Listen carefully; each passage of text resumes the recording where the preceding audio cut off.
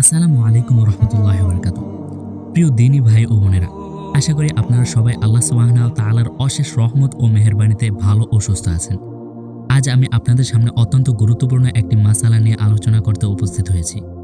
বিষয়টি হলো রোজা অবস্থায় স্বপ্নদোষ হলে করণীয় কি। অনেকেই এই বিষয়টি নিয়ে দুশ্চিন্তায় থাকেন, বিভ্রান্তিতে পড়েন। রোজা কি ভেঙে যায়? গোসল কি ফরজ হবে, নাকি রোজা সম্পূর্ণ সহি থাকবে? এই গুরুত্বপূর্ণ প্রশ্নগুলো সুস্পষ্ট ও দলিল ভিত্তিক উত্তর আমরা জানব সম্মানিত ইসলামী স্পিকার শেখ আহমদুল্লাহ হাফিজাহুল্লাহর বক্তব্য থেকে। বিষয়টি আমি সহজ ও বিস্তারিতভাবে তুলে ধরব ইনশাআল্লাহ, যাতে সবার কাছে পরিষ্কার হয়ে যায়। তাহলে চলুন মূল আলোচনা প্রবেশ করি। প্রথমে একটি গুরুত্বপূর্ণ বিষয় বুঝে নেওয়া দরকার। স্বপ্নদোষ বা ঘুমের মধ্যে বীর্যপাত হওয়া সম্পূর্ণ অনিচ্ছাকৃত একটি বিষয়। মানুষ ঘুমের মধ্যে নিজের উপর কোনো নিয়ন্ত্রণ রাখে না। হাদিসে বর্ণিত হয়েছে, রাসূলুল্লাহ সাল্লাল্লাহু আলাইহি ওয়াসাল্লাম বলেছেন, নিশ্চয়ই আল্লাহ আমার উম্মতের ভুলে যাওয়া এবং জোরপূর্বক করানো কাজসমূহ ক্ষমা করে দিয়েছেন। অতএব যে কাজ ইচ্ছাকৃত নয় তার জন্য কোনো গুনাহ নেই। স্বপ্নদোষ হলে কি রোজা ভেঙে যায়? না, রোজা ভেঙে যায় না, কারণ এটি সম্পূর্ণ অনিচ্ছাকৃত। ঘুমন্ত অবস্থায় মানুষের কোনো নিয়ন্ত্রণ থাকে না। ফিকাহবিদদের সর্বসম্মত মত হলো স্বপ্নদোষ হলে রোজা সহি থাকে।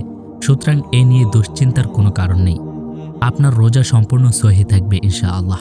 যদি কেউ ঘুম থেকে উঠে দেখে স্বপ্নদোষ হয়েছে, তাহলে তার উপর গোসল ফরজ হবে। পবিত্রতা অর্জনের জন্য যত দ্রুত সম্ভব গোসল করতে হবে। এরপর স্বাভাবিকভাবে রোজা চালিয়ে যেতে হবে।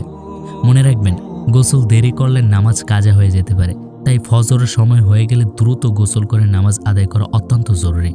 আরেকটি গুরুত্বপূর্ণ বিষয় হচ্ছে, এই বিধানটি শুধুমাত্র স্বপ্ন দোষের ক্ষেত্রে প্রযোজ্য।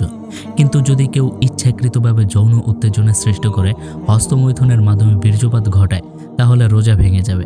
সে রোজা কাজা আদায় করতে হবে, আন্তরিকভাবে তওবা করতে হবে। আর যদি রোজা অবস্থায় স্বামী স্ত্রীর সহবাস হয়, তাহলেও রোজা ভেঙে যাবে। কাজা ও কাফারা উভয়টি আদায় করতে হবে।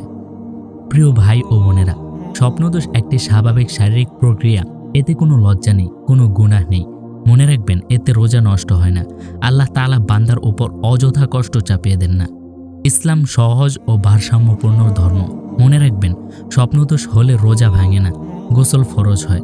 রোজা চালিয়ে যেতে হবে। ইচ্ছাকৃত কিছু করলে রোজা ভেঙে যাবে। যদি আপনার কোনো প্রশ্ন, মতামত অথবা এই মাসালা সম্পর্কে আরও কিছু জানার প্রয়োজন থাকে, তাহলে নির্দ্বিধায় কমেন্টে এখনই লিখে ফেলুন।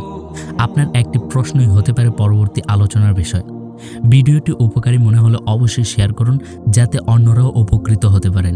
আল্লাহ তাআলা আমাদের সবাইকে সঠিক জ্ঞান অর্জন ও সে অনুযায়ী আমল করার তৌফিক দান করুন।